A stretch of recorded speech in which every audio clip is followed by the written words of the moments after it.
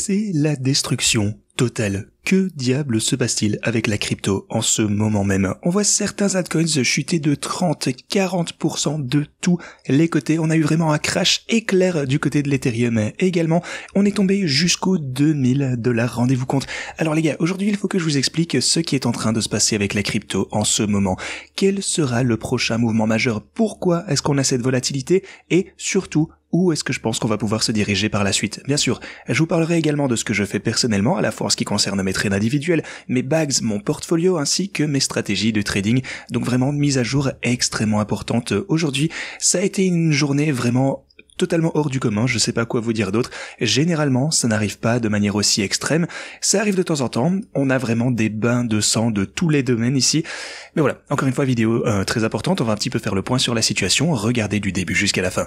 Alors bienvenue à tous, je m'appelle Maxime et je vous apporte chaque jour des nouvelles vidéos en français sur les crypto-monnaies en vous apprenant comment vous faire de l'argent sur ce marché. Si vous êtes nouveau sur cette chaîne, alors soyez sûr de vous abonner et d'activer la cloche dès maintenant. Alors, avant que je ne vous parle du Bitcoin et des altcoins en particulier ici, permettez-moi de revenir rapidement sur ce graphique ici. Encore une fois, laissez-moi réitérer à quel point ce mouvement a été incroyable. De nombreux altcoins étaient déjà en chute de 50%, de nombreux projets étaient déjà en baisse de 70% à l'approche d'hier, et maintenant, de nombreux altcoins sont en plus en chute de 50 à 60% de plus. Donc voilà, de nombreux altcoins se sont fait totalement démolir au cours des quelques dernières semaines. Des projets ont totalement disparu et vraiment ça a en quelque sorte culminé hier où on a vu vraiment ce pullback, enfin plutôt ce soir où on a vu ce pullback majeur dans l'ensemble des cryptos. Alors dans l'ensemble, vous pouvez voir qu'on a plus de 2240 milliards de dollars de cryptos qui se sont fait liquider au cours des 24 dernières heures. Ethereum a été le plus gros, il a chuté de manière vraiment plus que significative ici. On a 609 millions de dollars de liquidation juste pour l'Ethereum et vous pouvez voir que le deuxième plus gros pour le coup, ce sont les autres, donc others, en fait, ce sont les altcoins en dehors du top. Alors pour le coup, je pense que dans ce cas-ci, ils prennent les altcoins en dehors du top 50, mais le graphe others, ça considère tout ce qui est en dehors du top 10. Voilà, dans ce cas, ça considère en dehors du top 50, ce qui montre vraiment que les gens prenaient encore et toujours pas mal de risques. Maintenant, si vous avez regardé ma vidéo d'hier, donc la vidéo juste ici, eh bien je vous ai vraiment donné un gros avertissement. Je pensais que de nombreux altcoins allaient connaître vraiment une grosse dernière secousse, et aussi que de nombreuses cryptos n'allaient potentiellement pas se rétablir. Maintenant, les altcoins dont on parle, Ethereum, Solana, Doge, Cardano, XRP et ainsi de suite. Attention, je reste toujours bullish pour l'ensemble de ce cycle, je pense toujours qu'elles vont se rétablir, mais de nombreuses cryptos ne vont sûrement jamais se remettre de ce crash ici. Alors si vous êtes un peu trop dispersé, encore une fois, revenez regarder cette vidéo d'ailleurs, c'est très important, même aujourd'hui. Si votre portfolio est réparti sur de trop nombreux altcoins différents, eh bien je pense qu'en général, il risque de saigner face au Bitcoin, à moins que vous n'ayez sélectionné très peu d'altcoins auxquels vous croyez fermement et que vous l'avez bien fait. Mais voilà, une exposition globale aux altcoins, à mon avis en général, ça ne marche plus trop pour ce cycle, ça va juste perdre de la valeur simplement contre le fait de holder du Bitcoin ou même Ethereum, Solana ou des altcoins de qualité.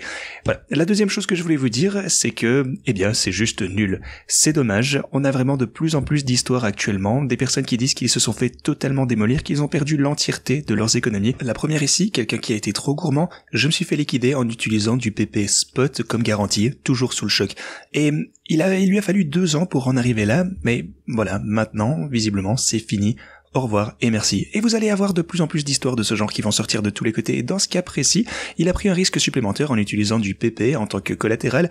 Alors, si vous faites du trading à effet de levier en utilisant PP, pour le coup, en tant que meme coin, il a sûrement chuté également significativement, donc la valeur de votre garantie diminue aussi, vos transactions se font liquider. Non seulement ça, vous avez également Karl, que je connais bien, The Moon, qui dit littéralement chaque transaction que j'avais ouverte a été liquidée. Incroyable. Alors, la raison pour laquelle je vous montre ceci, c'est parce que si vous vous êtes fait liquider, ce n'est pas quelque chose... Alors, déjà ça arrive, apprenez-en, mais vous n'êtes pas les seuls déjà. Même des traders chevronnés et... moi-même, j'aurais pu potentiellement me faire liquider si je ne m'étais pas préparé hier. J'aurais pu me faire liquider aussi, on n'est pas à l'abri.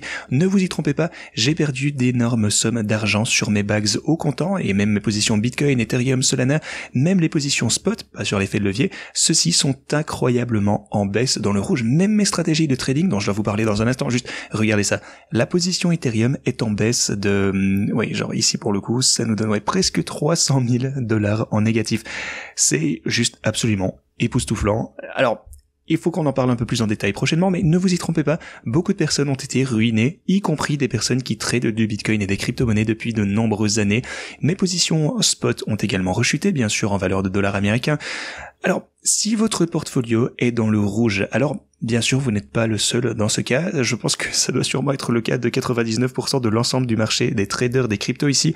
Alors peut-être qu'il y a quelques pourcents qui ont shorté le marché, ceux-là évidemment ont réalisé d'énormes sommes d'argent par contre, félicitations à eux, mais voilà. On en apprend de nos erreurs, on va survivre et on va se battre pour un prochain pump. On fera de toute façon plus de profit au cours des quelques prochains mois. On va s'en remettre. Faites-vous et faites-moi confiance. Maintenant, laissez-moi vous parler un petit peu des graphes Bitcoin. Alors de ce côté, on est aux alentours des 94 000 $. Alors vous pouvez voir que ma ligne orange ici aux 100 000 $, pardon, nous a laissé tomber hier. On a eu un gros pullback et puis on a vraiment juste eu une cascade à la baisse ici. Alors depuis le sommet local ici, alors vous pouvez voir, attendez, si je prenais plutôt ceci, si je prends ceci. Alors depuis le sommet local, on a rechuté pour le Bitcoin de 16%. Maintenant, 16% dans un bull market, pour le coup, je dois dire que c'est assez typique. Ça, c'est quelque chose qu'on a vu à de maintes reprises.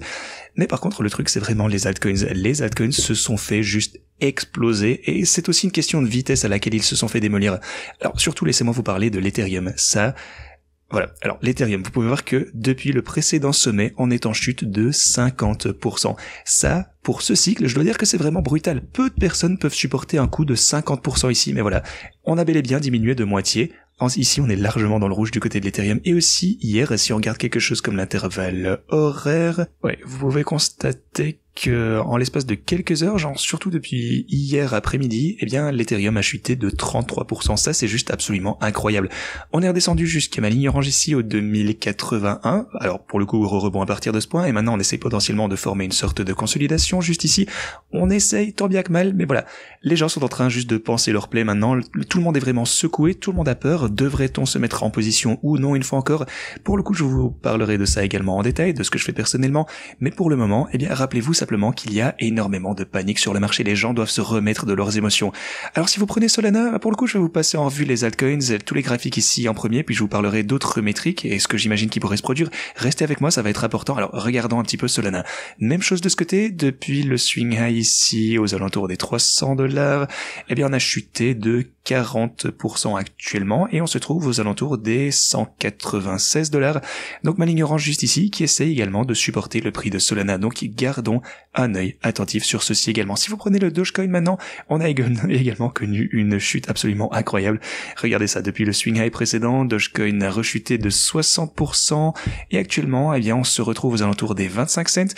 Alors, on a eu une rechute, ça pour le coup c'était vraiment un gros avertissement, le fait qu'on soit retombé jusqu'au niveau des 30 cents ici pour le Dogecoin, et là je vous ai dit que je m'attendais à ce qu'on ne revoie une nouvelle chute de ce côté. Bon, bien sûr pour le coup, je dois bien vous avouer que je ne m'attendais pas à ce que ça arrive aussi vite et aussi violemment que ce qu'on a pu voir hier soir. Donc voilà, c'est vraiment ce qu'on appelle un flash crash, un crash éclair.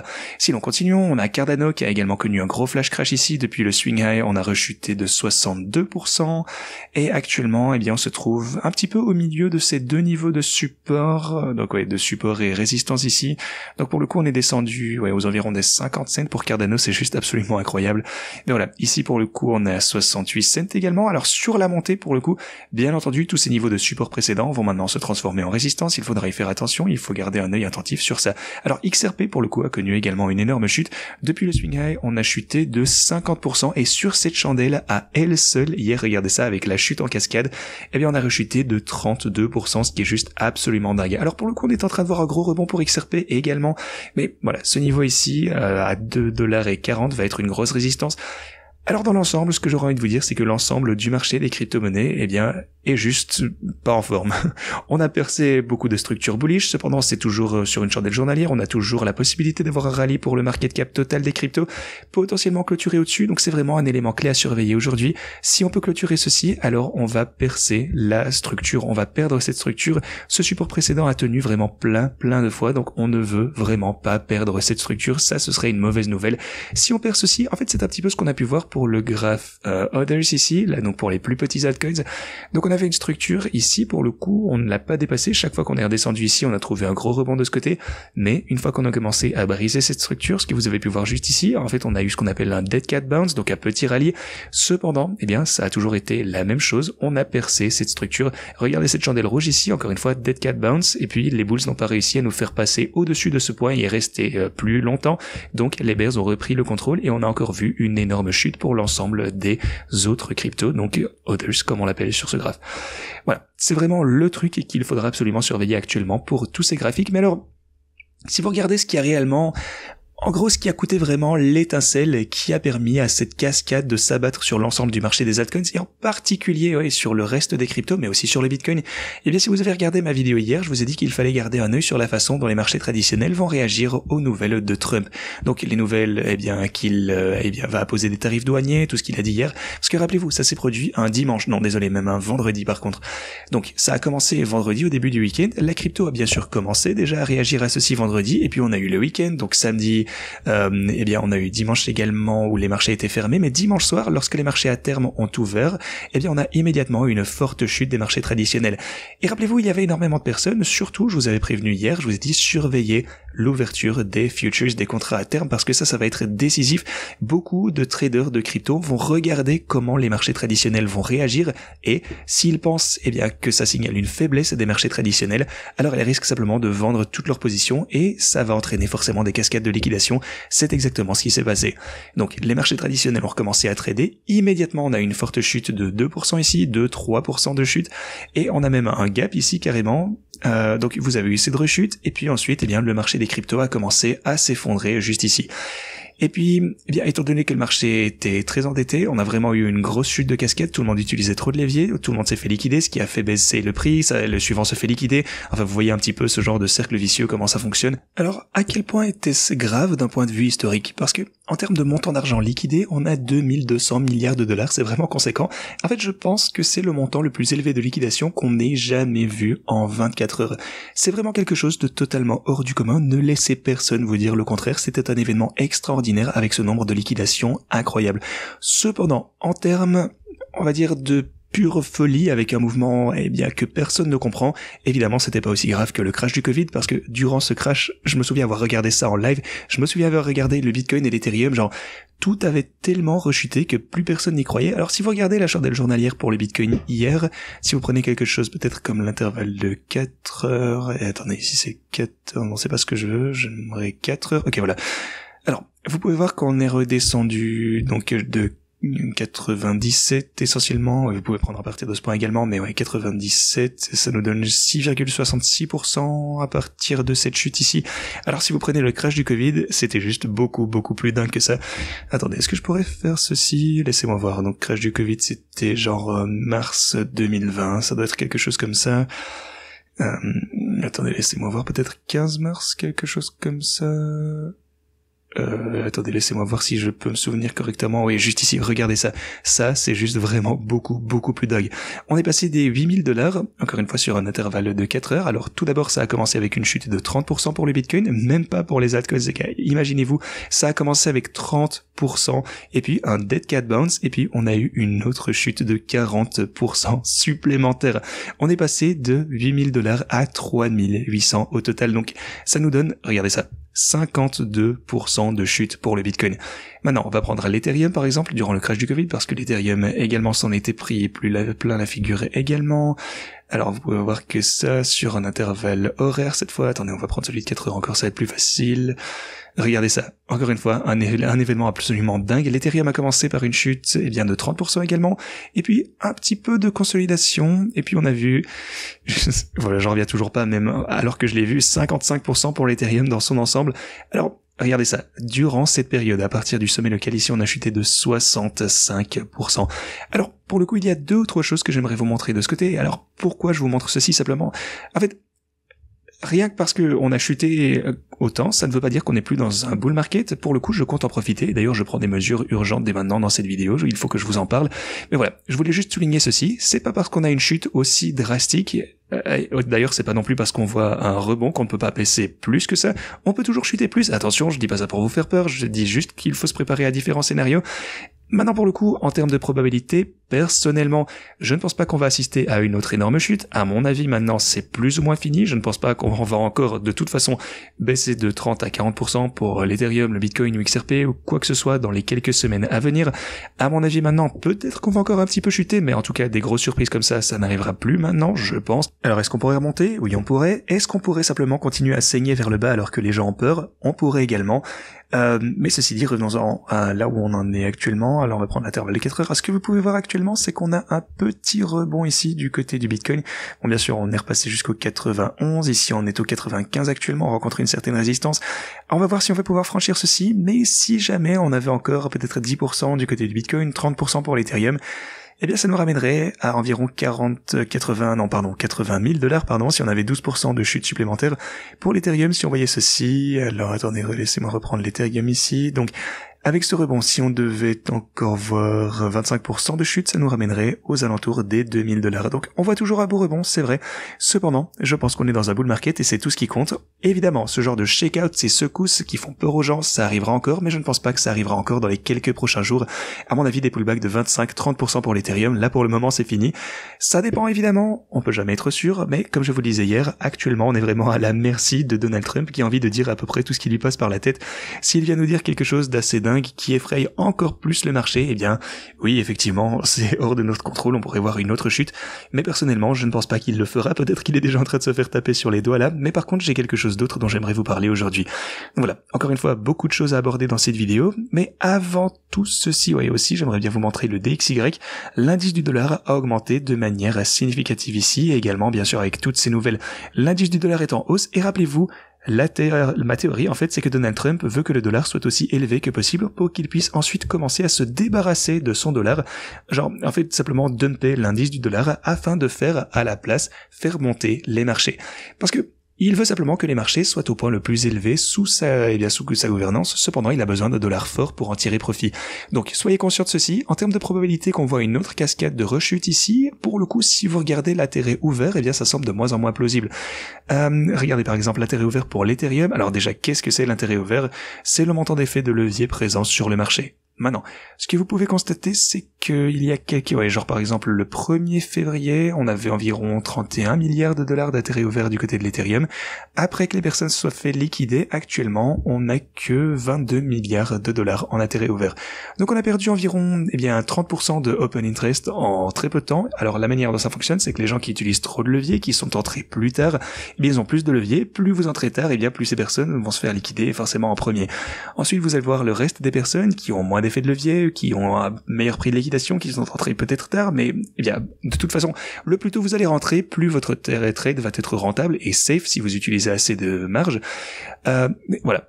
Ensuite, plus on va rechuter, forcément, plus les personnes vont se faire liquider. À mesure que l'intérêt ouvert diminue, le nombre de positions à effet de levier sur le marché diminue également, et ça, ça réduit le potentiel de cascade, ça réduit le carburant en quelque sorte pour qu'on puisse se faire propulser à la baisse. En d'autres termes, on a déjà en quelque sorte purger 30% de l'intérêt ouvert du côté de l'Ethereum. Il est donc de moins en moins probable qu'on ait une nouvelle cascade de liquidation au court terme. Si vous prenez maintenant Solana, alors est-ce qu'on peut voir quelque chose de similaire du côté de Solana si je prends les cryptos principales ici? Pour Solana, on a eu un pic d'intérêt ouvert au début du mois de janvier à 8 milliards de dollars.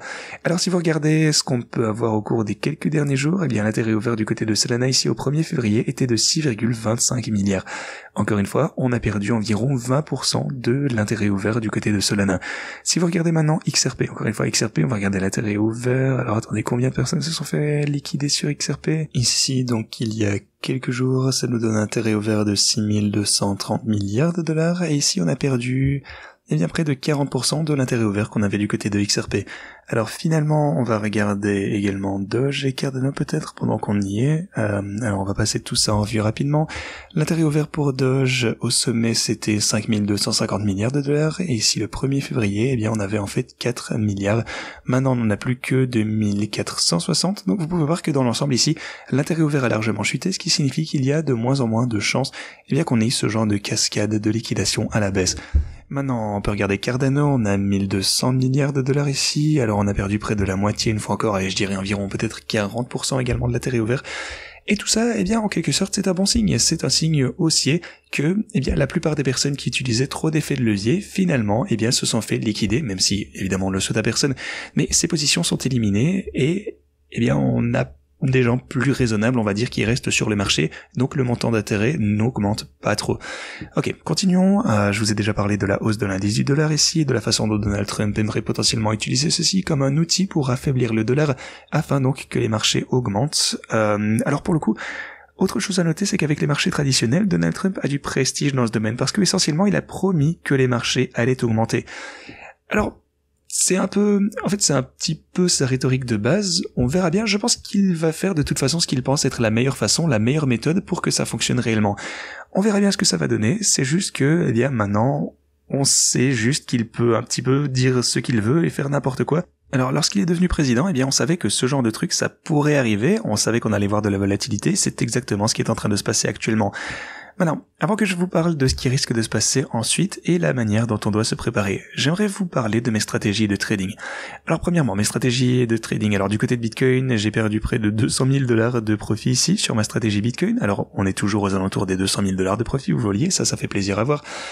Cependant, eh bien, oui, il est de toute façon indéniable qu'on a subi une perte absolument énorme ici de ce côté.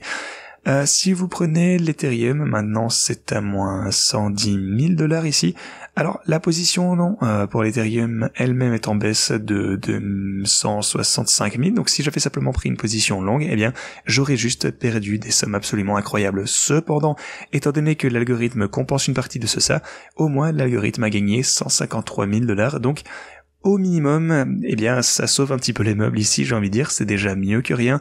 Cependant, gardez également à l'esprit que on est actuellement en dessous de la fourchette de trading pour la stratégie pour Ethereum. Donc, 2848 ici, c'est la range de trading pour l'Ethereum, on est à 2556. Alors, c'est quelque chose qu'il faudra que je traite assez bientôt, je vous tiendrai au courant à ce sujet bien sûr, mais pour le moment, eh bien, je garde ça tel quel. Pour Solana, on est en hausse de 98 000 ou 100 000 $, pour Dogecoin, eh bien, on est en chute de 50 000 $. Voilà, vous avez un petit peu l'état ici des stratégies de trading. Alors hier également, j'ai mis à jour de nombreux paramètres ici pour les stratégies de trading, et depuis lors, eh bien, on a chuté une fois de plus de 50-60% pour nombreux de ces projets. Donc, bien sûr, il faudra que je fasse une autre grosse mise à jour pour bon nombre de ces stratégies de trading en termes de range.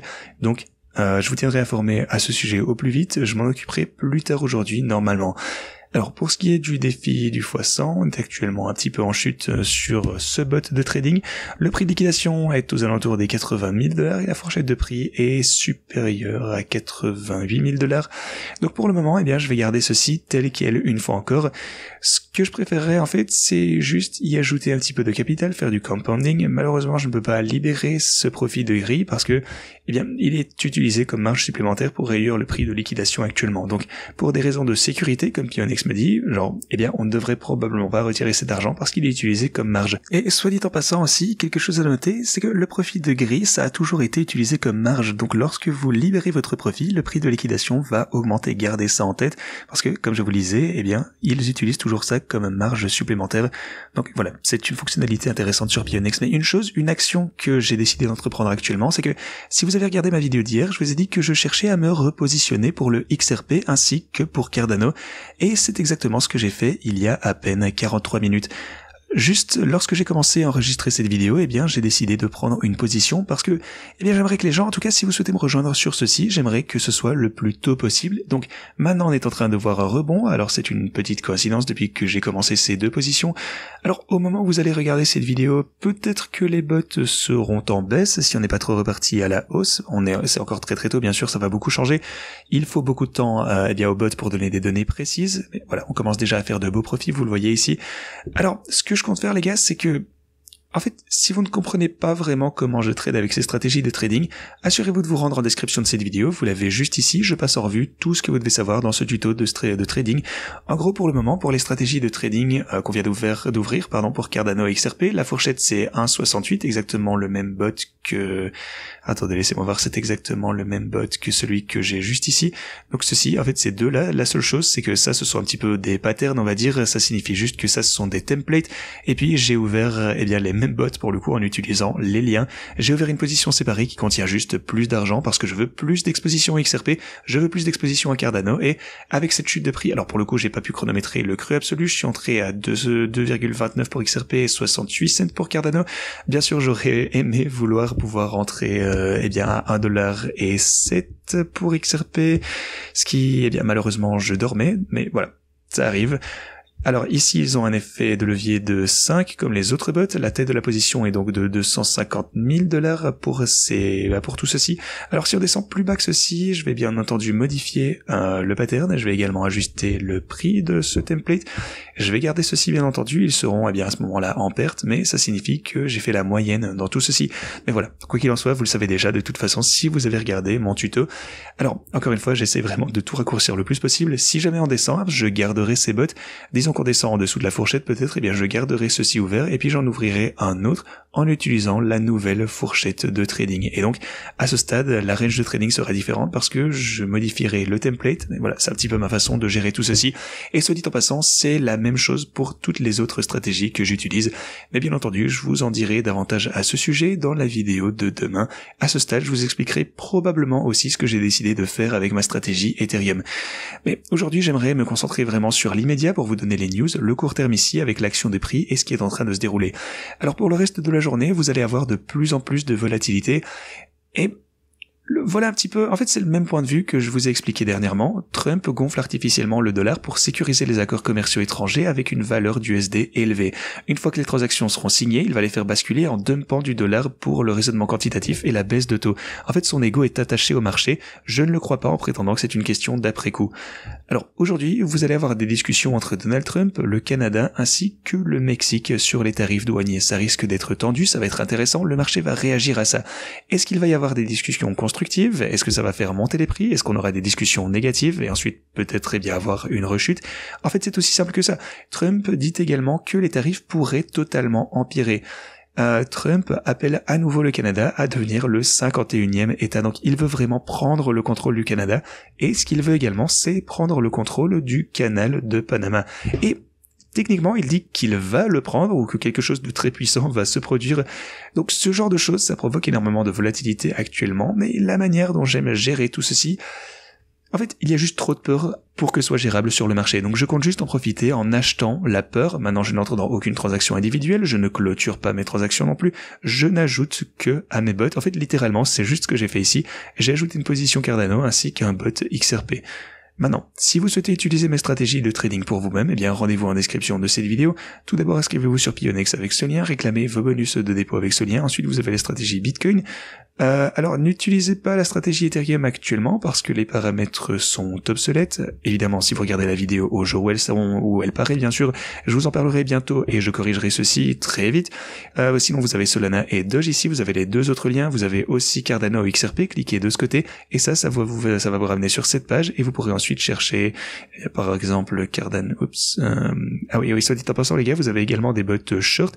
Si vous pensez qu'on vient de rentrer dans un bear market, attention, je ne pense pas que ce soit le cas, mais vous pouvez toujours utiliser des bots pour shorter. Enfin voilà, ici vous avez le bot Cardano ici par exemple, et vous avez également le bot XRP si vous souhaitez utiliser d'autres altcoins qui se trouveraient sur cette liste. Ceci dit les gars, c'est tout ce que je fais pour vous aujourd'hui, merci beaucoup d'avoir regardé et à la prochaine.